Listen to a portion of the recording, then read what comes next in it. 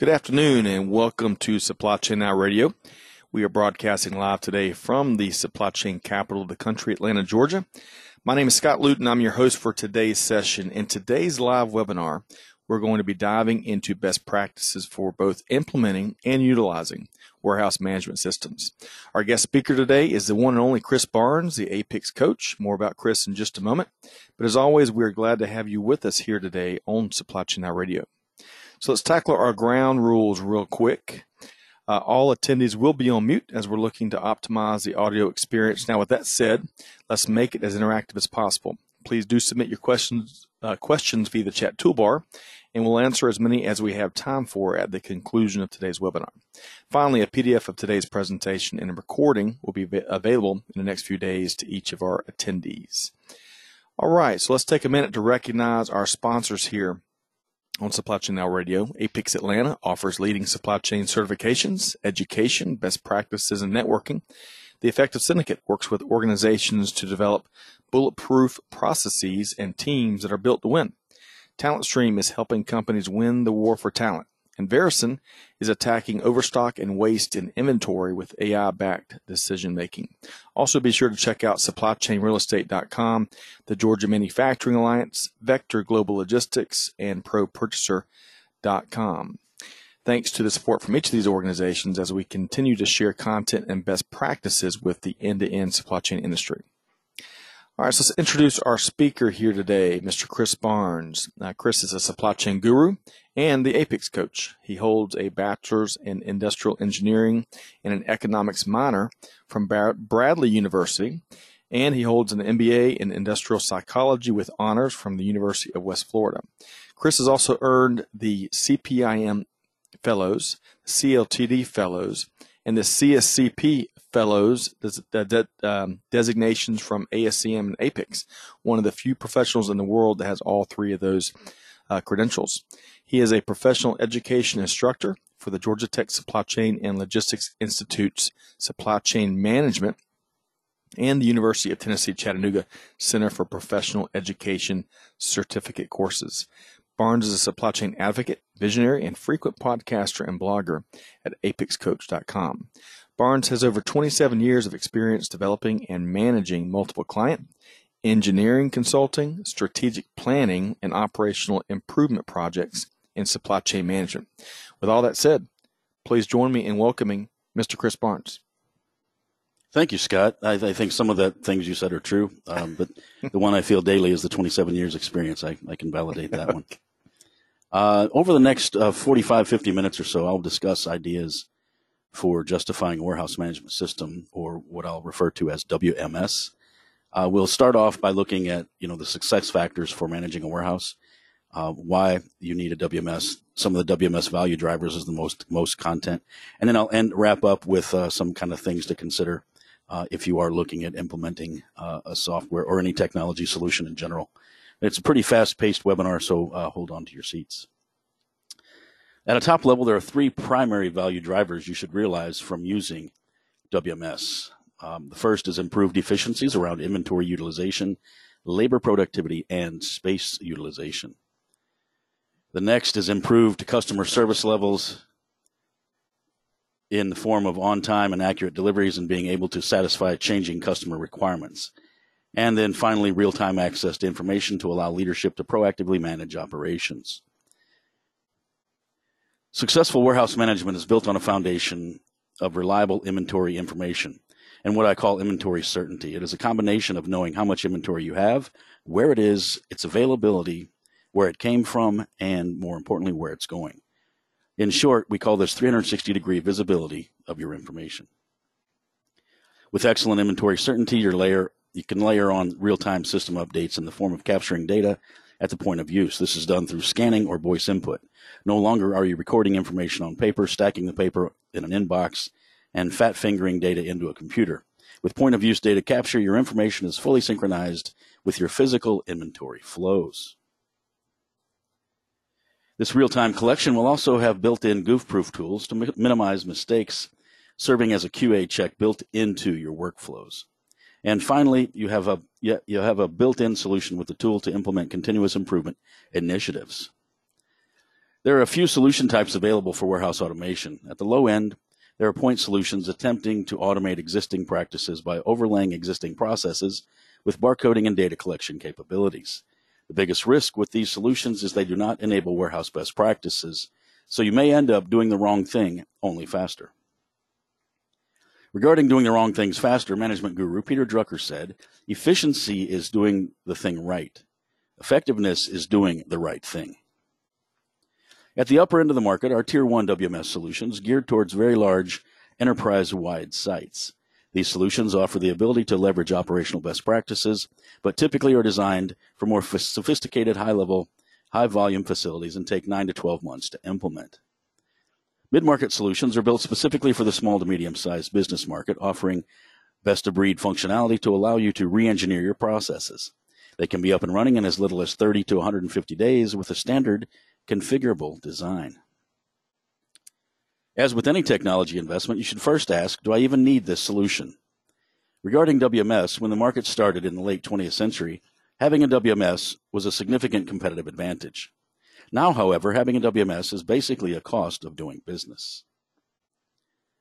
Essentially, the more connected and extended a supply chain becomes, the greater the effect a WMS will have on the overall bottom line. This is especially true in the new global economy.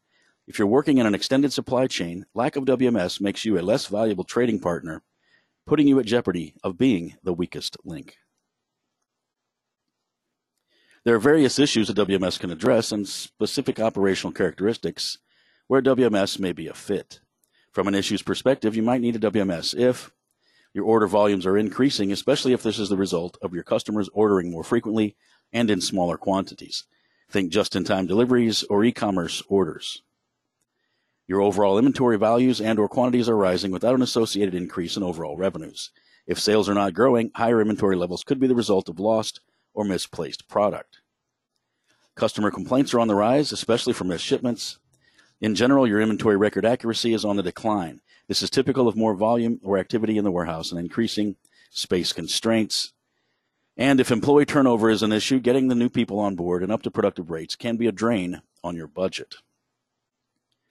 From a facility operating characteristics perspective, you're a WMS candidate if you have at least 50,000 square feet of warehouse space, you have at least 10 warehouse employees with the majority being in the picking function, you have at least 5 dock doors, you have at least 5,000 SKUs to manage, or you have special inventory control requirements such as lot expiration date or serial number tracking. Bottom line, if you can't find the inventory for your orders, you need a WMS. There's an old adage in management. It's not what you expect that gets accomplished. It's what you inspect. Like other operations, because you're consuming resources from the company and potentially asking for more, you should be measuring and managing against key performance indicators, or KPIs.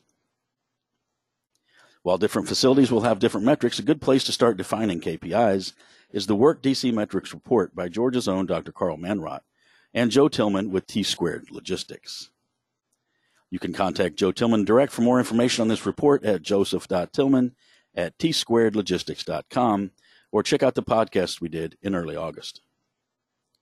If you're measuring against these KPI, but not achieving these stated results, at least at the median level, investing in a WMS will help.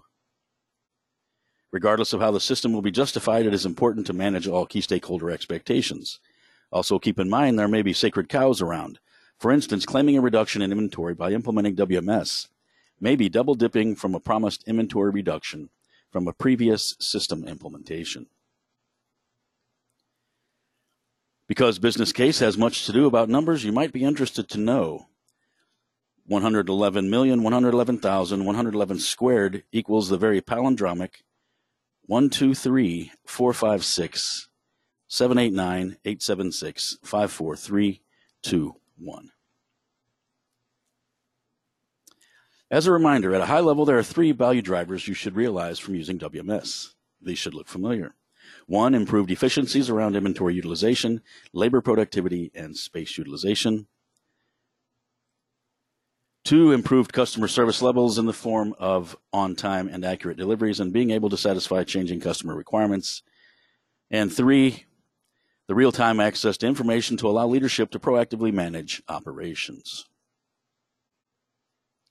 To drill down a bit further, when justifying a WMS, benefits can be broken down into tangible or hard dollars and intangible or soft dollars. Keep this in mind as you develop the business case to avoid inflating the benefits side.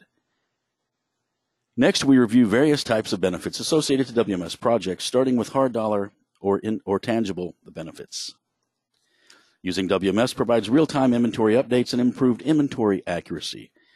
Reducing costs associated to inaccurate inventory records include poor buying practices and excess safety stock associated to buyers' lack of confidence in record accuracy, delays in order fulfillment associated to lost or misplaced product, lost sales due to stockouts and overcommitments, costs associated to placing and managing back orders, lower labor productivity associated to searching for lost product, and potentially higher freight costs resulting from expedited shipments to customers.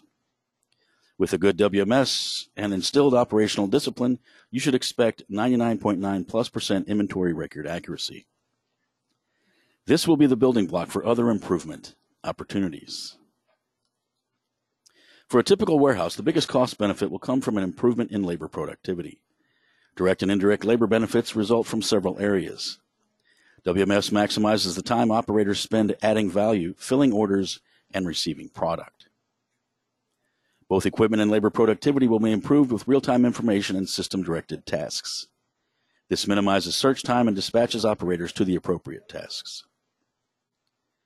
And you may be able to eliminate functions, for example, with improved inventory record accuracy and in-process data validation. You could significantly reduce or eliminate pack station and outbound inspection requirements. Most of the information management requirements will be available online versus stacks of papers and reports. And administrative savings result from reduced data entry labor hours and reduced data entry errors through real-time entry of information. You should expect to improve labor productivity by 20 to 30%. This could result in doing more volume with the same amount of labor, reducing overtime and headcount, or both. Regarding labor savings, the majority of the savings is typically found in order picking, which accounts for at least 50% of the labor costs. Within the picking process, travel time can consume 50+% of the time. WMS can help reduce wasted travel and search time associated with picking. In general, you should be able to practically eliminate time spent searching for lost inventory and improve pick labor productivity. Speaking of picking, the type of pick process you use is driven by cost, handling characteristics, and order profile. Being able to match the right pick process to the order profile will result in improvements. If you do nothing else coming out of this session, I encourage you to understand your order profiles by analyzing 6 to 12 months worth of order history and develop an order distribution graph similar to this chart for your operations. Then begin to think about how you can manage to each order type. This is an example from a customer where we analyzed 6 months of data. The data revealed 30% of their orders were single line, single unit, and 75% of the orders were for 5 or fewer lines. This gave them a new perspective on how to manage and pick orders. In the omni-channel supply chain, a typical wholesale distributor warehouse will have at least 2 to 3 different order types or profiles. This table is from an example customer I worked with who sold through their own web store to miscellaneous distributors and through large big box retail centers. We see 15% of their orders are medium-sized, multi-line, 35% of the orders are for big box replenishment, and 50% are typical e-commerce single-line, single-unit orders. Knowing this information will help you define optimal pick workflows. We'll discuss a few pick workflows next. Discrete order picking is the most common and the easiest to implement and manage. Essentially, one picker works on one order until complete. Batch pick helps reduce travel time by grouping line item picks from multiple orders together. If one item goes to 4 orders, enough of the item for all 4 orders is picked in aggregate while I'm standing at the bin. The items are then sorted at a subsequent process. A variation on batch pick is cluster picking. However, this time the operator will take multiple cartons, one for each order, on a cart and put the product into each carton as picked. This minimizes average travel time per pick but adds complexity to the pick process as you need ample space and potentially special pick carts. Here are a couple example cluster carts where customers can pick up to 18 orders on the left and 9 on the right. When designing a cluster pick process, consideration needs to be given to the trade-offs between reduced travel time and excess handling requirements. At some point, there will be diminishing marginal return on cluster size. And you will need to have enough aisle space in your layout if you intend to use pick carts like those shown earlier. Another pick strategy, zone picking, has multiple pickers processing picks from their assigned zone or area for the same order, then moving the items to a pick station where they are consolidated into a shipping case. This might help if you are picking large Amazon orders with a short delivery lead time, where you can pick in parallel rather than in series. Other things driving labor productivity improvements are pre-posting and pre-routing sales orders prior to picking. Pre-posting is the process of making certain the inventory is available in the bin prior to sending the operators to pick. Pre-routing is the process of mapping out the pick travel sequence to eliminate wasted motion during the pick travel time. These two practices will save you significant time and effort during the pick process, but it's challenging to efficiently execute without WMS support. Let's show an example of a pre-routing improvements by using a grocery shopping list. You might have items on the shopping list in random order. Sometimes you develop the list based on when you realize you needed the product. There is no rationale.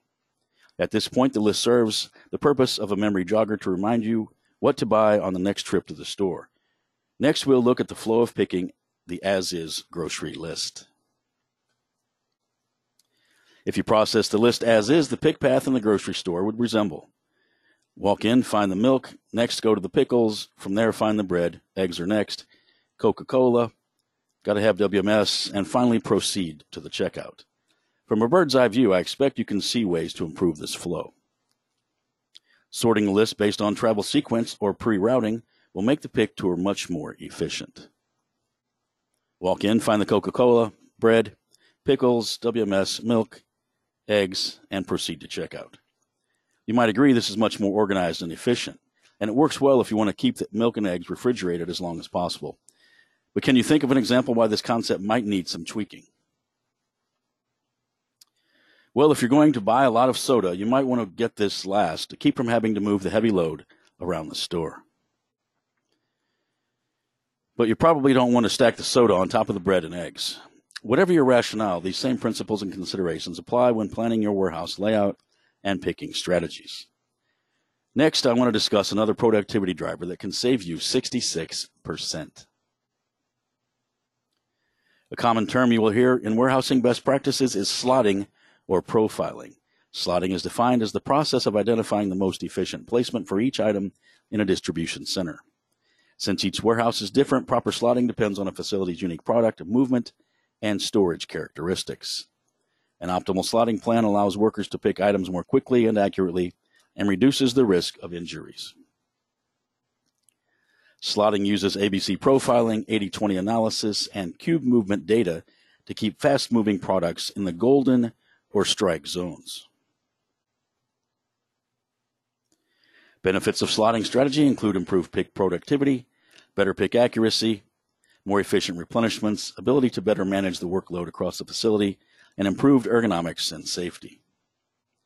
Next, we'll show an example of a product slotted warehouse. Slotting attempts to keep the fast-moving A items closer to the point of use, with slower-moving B and C items further away. In this warehouse, A items will be slotted or stored closer to shipping and in easily accessible bins, B items further away, and C items probably all the way in the back. With the ABC slotting theory in mind, what is the best shape of a warehouse? To keep all product equally distributed around the center, the shipping dock at the warehouse will be the circle, with shipping in the center and product slotted in a bullseye around the dock. Of course, the underground tunnels required to get trucks to the shipping dock might be cost prohibitive. Back to the 66% savings, here's an example of how a slotting strategy can reduce travel time and save you money. We start with a 1,000-foot long building with shipping on the left. Without a slotting strategy, product is randomly stored throughout the facility, and the average pick travel distance is 1,000 feet per order, 500 feet in, 500 feet out, occurring 100% of the time. With slotting, let's define A items as 20% of the items generating 80% of the activity and consuming roughly 20% of the space. Average travel distance for A item picks is 160 feet, 100 feet in, 100 feet out, occurring 80% of the time. B items are defined as the next 30% of the items, driving 15% of the activity and consuming the next 30% of the warehouse. Average travel distance for B item picks is 105 feet, 350 feet in, 350 feet out, occurring 15% of the time. And C items will be the remaining 50% of the items, driving 5% of the activity and consuming the remaining 50% of the space. Average travel distance for C item picks is 75 feet, 750 feet in, 750 feet out, but only occurring 5% of the time. In total, the average travel distance to pick with a slotted layout is 340 feet, 160 plus 105 plus 75 for a savings of 66% per pick. Slotting is something you can do without WMS support, and I imagine many of you are already slotting, if only on a limited mental basis. However, a good WMS will automate the analysis process and help with slotting execution. As your warehouse becomes larger and begins to fill, it may be more difficult for material handlers to find equipment and empty bins to store product. If you find your operators driving around excessively, they are either moonlighting with Uber or searching for available storage bins. Either way, it's a drain on your operating budget. You should see a direct labor improvement using the directed put away function in the WMS. Directed put away uses ladder logic to survey the warehouse for all available storage bins and suggest the best bin for the product. Additionally, directed put away will help ensure product is stored in the appropriate environments, for example, hazmat, cold storage, and secured storage. This will help you reduce product spoilage from being stored in the wrong temperature, will help you reduce shrinkage associated to high-value products, and will help you maintain compliance with government regulations. Another area you may be able to eliminate the function is EDI processing. In many non-automated warehouses that take on providing EDI data as a service for customers, the company may end up adding labor to print, manage, and enter data into an EDI translator. Using a good WMS will essentially build EDI data packets as part of the pick and pack workflow. Then all you need to do is print the UCC labels, apply them to the carton, and ship the order. Everything else is done behind the scenes. This both reduces labor requirements and eliminates costly chargebacks from your customers due to non-compliance. Next, let's shift gears and discuss possible savings associated to inventory reduction. With better inventory accuracy and short lead times, you may be able to reduce inventory levels in the warehouse. However, many operations have little impact on the amount of inventory they have.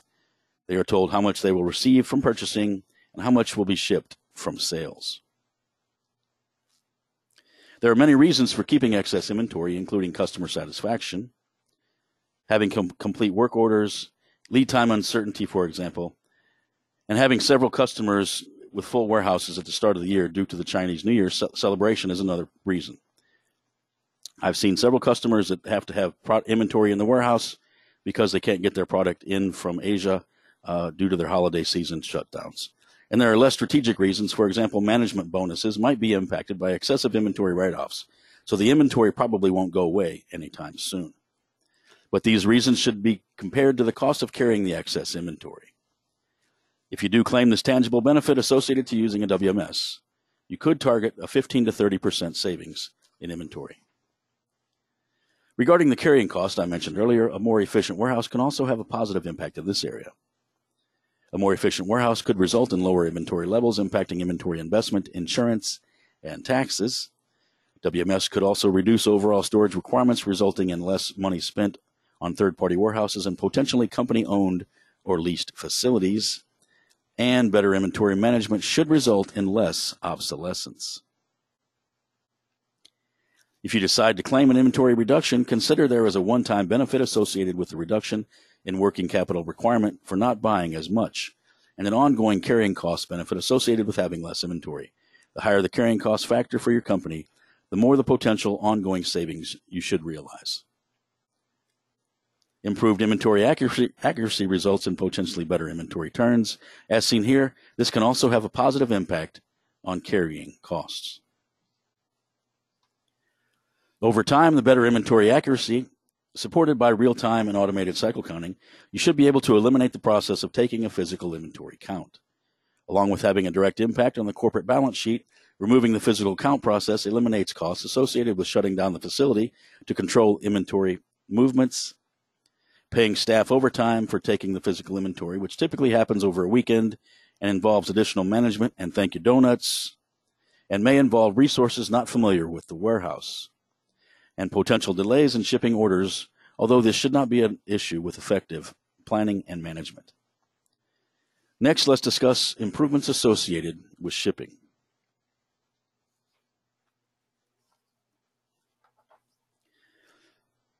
An integrated shipping solution to WMS could help ensure complete orders are being shipped on time with the correct information.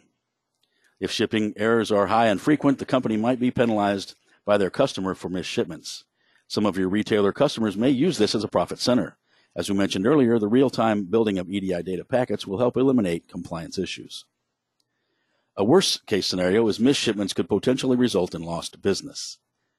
With a good WMS and a well-planned shipping process, expect at least 99.9+% shipping accuracy. An integrated shipping system will also allow more flexibility in shipping options. For example, the automatic data capture device or handheld scanner used for data collection can also be used as a mobile shipping station. This will allow you to enter basic ship data from a mobile device and reduce ship station space requirements. And for certain types of orders, for example, single-line, single-unit parcel type orders, the ship process can be fully automated. As an example, when the order is released for picking, the parcel ship label is printed, the label is applied to the ship carton, and the product is picked directly into the shipping carton. And when the pick is complete, the ship carton is taped and set on the carrier-specific pallet at the carrier-specific shipping dock. This allows you to eliminate the need to repack the carton and reduce pack and ship station space requirements. Regarding space requirements, overall, better planning and performance typically results in improved space utilization, resulting in avoiding the need to expand or use off-site storage. You may not be able to reuse or resell one aisle of storage space, but having this space available for peak season and temporary storage makes for a more efficient operation. Re-warehousing will help free up space by more effectively identifying partial full locations that could be consolidated, and better planning and product information will allow for using different bin sizes. Having flexible picking options found in a good WMS will also allow you to set up a warehouse within a warehouse. In this concept, case quantities are picked from bulk or flow racks, and eaches could be picked from smaller bin shelving. This will allow you to get more pick bins in a smaller area, resulting in faster order throughput, reduced pick errors, overall better labor productivity, and having these smaller areas is generally easier to manage. A concept closely aligned to warehouse in the warehouse is forward pick and reserve storage. Using a forward pick strategy helps keep a small volume of inventory in easily accessible bins or forward pick with overstock in remote bins or reserve storage. In this strategy, the most popular items are stored in forward pick bins in small amounts, typically measured in days on hand, so order picking can be concentrated within a relatively small area. This reduces average pick travel time and distance, as is generally easier to supervise. The trade-off is the forward pick bins must be replenished from a bulk storage or reserve area elsewhere in the warehouse, where inventory levels could be measured in weeks or months on hand. A typical forward pick area for small parts is an aisle or more of carton flow racks that are easily replenished. Because it is relatively inexpensive to pick from forward pick area, the space is particularly valuable. When creating forward pick zone, consideration must be given to space that may become congested with picking operators as more picks are concentrated in this area. You might counter this effect by putting the highest moving items in multiple bins spread out within the forward pick zone. And a forward pick strategy could be implemented vertically. This is done by placing forward pick bins on the lower levels of the selective racks, with all overhead selective rack bins used for reserve storage. Visit a Lowe's or Home Depot store to get an idea of this type of storage. When the forward pick bins reach a minimum defined inventory level, a replenishment from reserve storage to forward pick bins needs to occur. Regarding replenishment, a productivity drain in the warehouse results when an operator goes to bin to perform a pick, and there is not enough product in the bin for the operator to complete the task. On average, it takes 4 times as long to pick a product that is not there than to pick a product from a bin with enough inventory. If you think about it, when an operator goes to a bin for a pick and there's not enough inventory, what happens? First, they look at the pick list a couple times to recheck and make sure they are at the correct bin and looking for the correct product. Next, they search behind the pallet, look to the bin to the right, look to the bin to the left, until they finally give up and call the supervisor, which creates yet another productivity drain, and finally move on to the next task. All of this is wasted time. And if you're going to use forward pick, make certain to have a supporting replenishment strategy, which is part of a good WMS. Next, consider how much you could save if you didn't put product away and or pick inventory from storage bins. Cross-docking is a logistics procedure where products from a supplier or manufacturing plant are distributed directly to a waiting sales order with marginal to no handling or storage time. You can potentially reduce storage requirements and improve overall labor productivity by moving product from the receiving dock direct to an outbound order. This practice is supported with some form of technology to match inbound receipts with open outbound orders. WMS can also help improve equipment utilization by ensuring correct type of material being handled by the right type of equipment, optimizing space being consumed to store and or maintain equipment, and ensuring your equipment is properly maintained. As an example, here's a checklist from an inspection you could use to update maintenance records and extend equipment life. Plan for an improvement in equipment utilization from 5 to 20%. There are other potential areas where WMS can have a tangible benefit. Sales could potentially improve with better inventory availability. Fewer sales will be lost due to unmet commitments. Better planning and performance in the warehouse will result in fewer unplanned receiving and shipping delays, which lowers transportation and demurrage charges. Better planning and inventory visibility will reduce the need for warehouse-created rush orders and associated operational disruptions. And moving to an RF-driven environment can reduce the need for paper documentation in many areas, for example, receiving, put away, and picking. As you develop a business case for warehousing or any other project, keep in mind, more is not always better. Attempting to include too much of a tangible benefit or too many intangible benefits could result in a poorly received return on investment analysis. Next, we will review some of the intangible benefits you might consider for the WMS business case. In a paper-based warehouse, errors associated to data entry or fat fingers are prevalent. I've seen an estimate that one out of every 300 keystrokes results in an error. Compare this to RF data collection that results in one missed scan or error per million scans. WMS can also have an impact on customer service levels, resulting in retained customers, acquiring more customers, and reducing costs associated to poor customer service. For example, the VP of Operations for an internet market auto parts distributor stated, "It cost us approximately $600 per order error, and that is just the internal cost. When you add in the cost to the customers, the number nearly doubles." As you're processing transactions through the warehouse, you should be able to tap into the data provided to help you understand the operations and, more importantly, proactively manage change. A dashboard should provide operational insight by allowing you to turn your data into usable information in the form of key performance indicators, pivot grids, and both reactive and proactive alerts. A good dashboard will also trigger alerts. Event-driven or reactive alerts are generated when information is entered, changed, or deleted. For example, when a sales order is picked or a purchase order is received. Proactive alerts are generated when something doesn't happen. For example, when a scheduled receipt does not arrive, when an order is not shipped by 5 p.m., or when an operator does not perform a task in 10 minutes. And third, alerts can be delivered to any alert dashboard through email or text messaging to both individuals and groups. With real-time visibility into activities, workload management can be used to balance the flow of activity across the warehouse to help minimize bottlenecks. This helps minimize the impact of process bottlenecks, resulting in a more efficient operation. WMS may also allow the company to implement best practices required by their customers or that will benefit their customers. For example, value-added services such as kitting and light assembly could allow a company to implement a postponement strategy. And event triggers can be set up to issue messages to partners in the supply chain. There are several other intangible benefits you can consider, but at this point, it's becoming more difficult to quantify savings. For example, having a common WMS in multiple facilities will result in standard processes, or what I call the McDonald's effect, with shared support across the facilities. Employee satisfaction should improve as their work becomes more efficient and they might be less tired at the end of their shifts.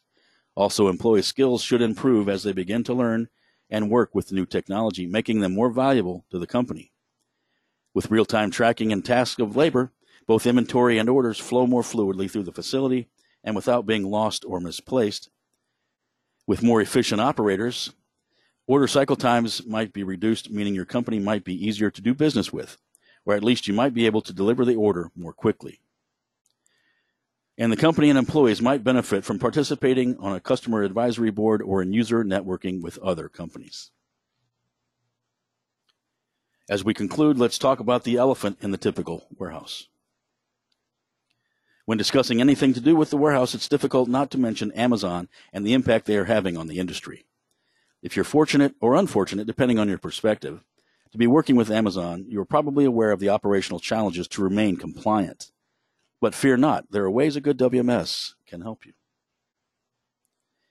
Amazon Seller Fulfillment Prime provides the benefits of selling through Amazon while leveraging your existing distribution expertise and retaining additional margins.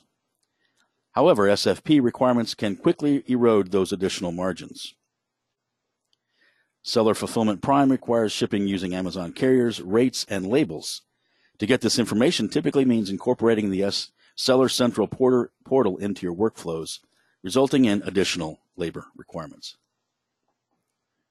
For example, to ship an Amazon Prime order, once the order is picked, you will need to go to the Seller Central portal, maybe on a dedicated workstation, and then select Buy Shipping, enter Update Order Shipping Info, select Best Service Type, select Label Format, buy and confirm shipping, download and print the shipping label, and apply the labels to the shipping carton.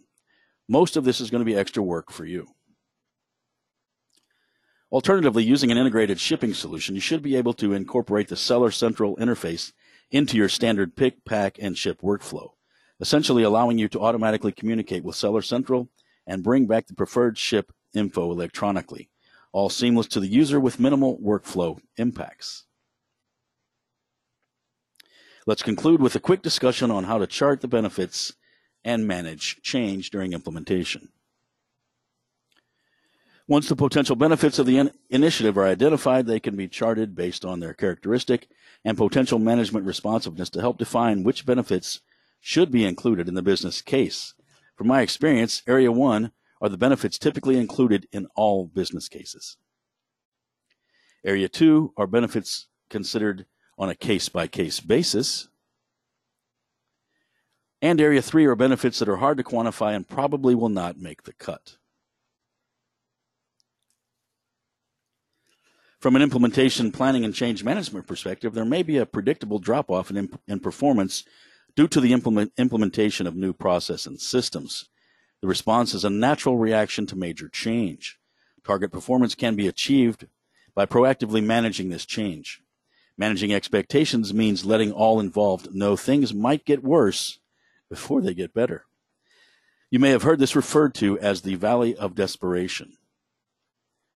As with any change, implementing WMS might result in an immediate drop-off in operational performance due to many factors, including unexpected process results, misdefined procedures, and employee learning curve effects.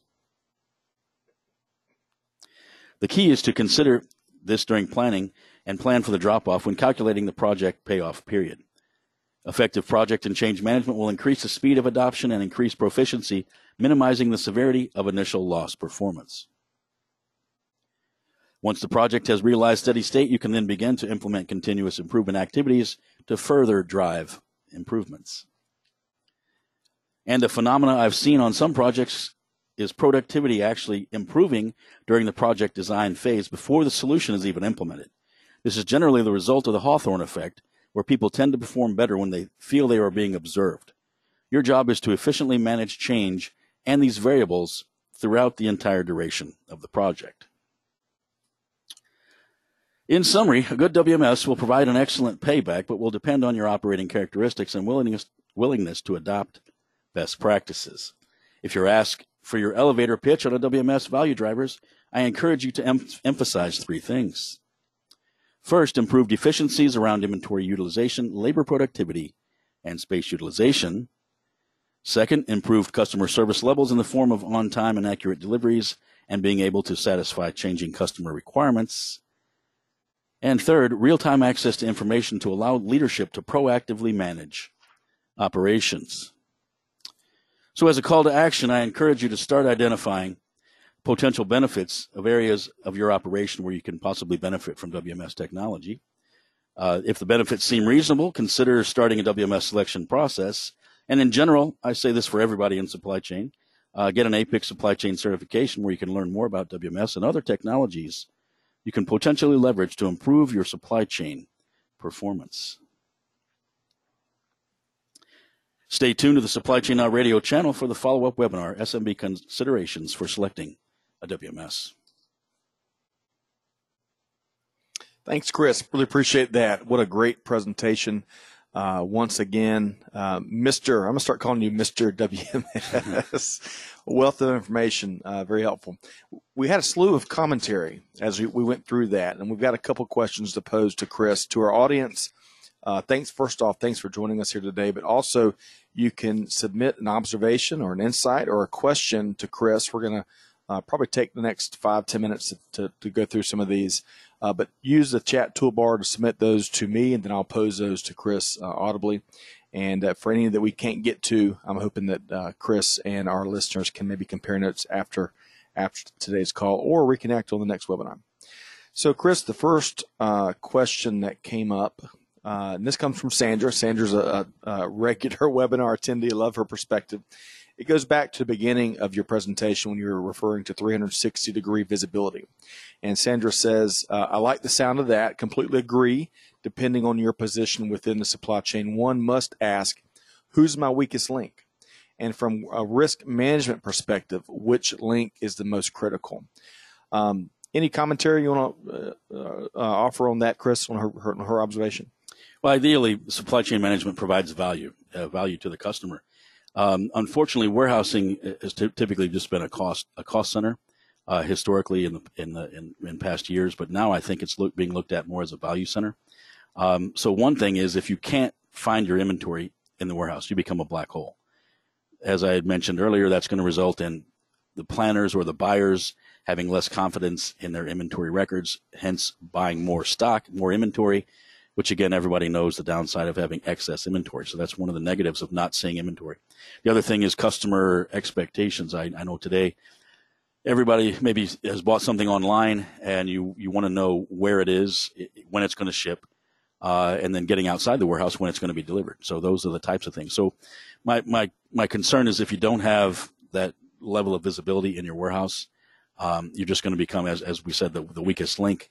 Worst case, it becomes a black box, and nobody likes dealing with black boxes. Fantastic. Sandra, great commentary there. Appreciate that. And Chris, thanks for speaking to it. Next question comes from Javier, and Javier wants to know more details around the supply chain certifications through APICS and ASCM that you referred to, Chris. Well, the fundamental certificate, if you're interested in learning more specifically around WMS, transportation management systems, TMS, execution side of the warehouse, I would strongly encourage everybody to take a look at the Certified Logistics, Transportation, and Distribution Certification, CLTD. That's where we get down into the brass tacks of effectively managing warehouses, why you need to do network strategies, why you need this level of technology. At a higher level, maybe the 10,000-foot view, if you're working in purchasing, procurement, maybe supply chain strategy, manufacturing, those types of areas across the board, you might look at the CSCP certification, which is a Certified Supply Chain Professional. And that is, again, it's more to the 50,000-foot view, more, maybe 10,000-foot view more as a strategy, why different functions occur, working in collaboratively with your trading partners, being friendly as opposed to oppositional to all your partners. And then if you happen to be more specifically in the manufacturing sector, inventory management, production planning, scheduling, those types of things, I would strongly encourage you to take a look at the 60-year proven CPIM certification, which is kind of like the it's the CPA for supply chain professionals. Great question, Javier. Appreciate that. Next comment, our next question comes from Deb, and Deb asked about will the presentation and or the webinar be available after the fact? And yes, we do publish a PDF version of the presentation. It may not be the exact thing, kind of depends on what the speaker would like to release, but we'll also publish the webinar and provide that link to all the registrants. So great question there, Deb. All right, so Sandra also comments, Chris, kind of going back to where you were laying out the different picking methodologies. Sandra says, from my personal experience, batch picking had the most success.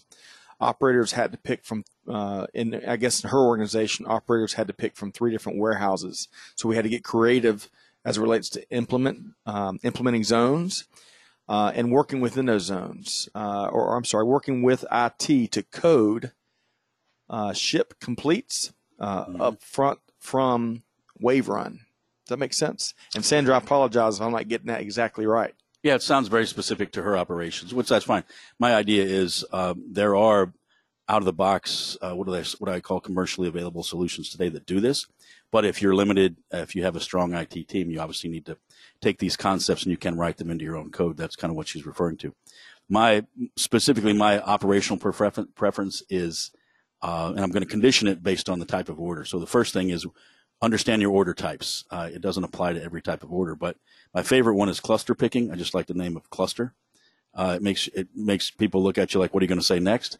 But the idea is where you can pick multiple orders simultaneously, as I mentioned, and you're basically picking to the shipping case. That's very efficient for the Amazon type of orders, the e-commerce type of orders, where you can kind of ship them out at the end. They get you the same benefits as batch picking. The batch picking works when you need to pick 100 of the same thing, perhaps, and then you can take that to a pack station and then kind of do a secondary pick. So with batch picking, it always requires a secondary pick. That's one of the reasons I don't like it, but that's not enough of a reason not to consider it. Excellent question, and appreciate the time to walk through that. Or Sandra, appreciate you sharing an observation. Chris, thanks for your commentary. Next question comes from Carol, and this is a good question, and this is also right up your alley, Chris, from having known you for a while. Carol asks, any advice or insights on WMS selection? Well, that's the next. That's going to be the next webinar. It's probably going to be a bit briefer, but it's one thing to understand the value. Why do you need one, or what's the potential you would see out of it? Obviously, that's the first reason you look at investing in technology. Nobody invests in technology just because it's cool and fun. It's got to be a proven business case. We're still in that world. But from a selections standpoint, obviously, I'd want to understand you should first understand what your needs are. What are your order volumes? If you're picking 1 order a day, probably not a big need for a WMS. If you're picking 1,000, maybe 10,000 orders today, obviously the complexity grows. How many people are you managing? And I guess my first recommendation off the top, if anybody said, how should I start my WMS selection strategy? I would first ask, and I always ask this, what is your ERP? And then does your ERP already have a WMS built into it? If the answer, depending on the answer to that, that will determine next steps. Excellent. And we look forward to that next webinar next month, right, Chris? We'll be picking out time frames soon. And of course, we'll communicate that back out to everyone on this webinar, as well as everyone on the Supply Chain Now Radio mailing list. Okay, well, that's going to wrap up Q&A today. I want a big thanks to all of the participants and your observations and your questions. Of course, thanks to Chris for taking the time to walk through them. We're going to be concluding our session this afternoon on just a few final items. First up, to our audience, we'd invite you to join us at MODEX 2020 in Atlanta in March, where we're going to be broadcasting live throughout all 4 days. In addition, MODEX 2020 is also going to be hosting our Atlanta Supply Chain Awards, March 10th, 2020. So really excited about that partnership with MODEX. If you're interested in sponsoring our on-site broadcast, you can shoot us a note to scott@supplychainnowradio.com. And, of course, you can learn more about the show, which is free to attend, one of the largest supply chain trade shows in North America, at modexshow.com. That's MODEX show.com. On that note, you can find our Supply Chain Now Radio team on the road at a variety of trade shows and industry conferences. You can see a few of those there. We got a few others in the works. We really enjoy getting out kind of in the field or out in industry a good bit to connect with the leaders and organizations and the people and the practitioners. And one of the ways we do that is by connecting with many of these great, outstanding trade shows. So come out and connect with us in person. Okay, so in terms of next steps, if there's anything we can do to serve as a resource for you, feel free to reach out to us at connect@supplychainnowradio.com. As we wrap up today, we'd like to give a big thanks to Chris Barnes for joining in and sharing his expertise, especially around WMS and warehousing. Big special thanks to all of our attendees and registrants. I appreciate the interaction there. And, of course, to our sponsors that allow us to make this happen. Of course, big thank you to all of the audience for tuning in. On behalf of Supply Chain Now Radio, this is Scott Luton concluding today's episode, and we hope to reconnect with you again real soon. Have a great week, everybody. Bye-bye.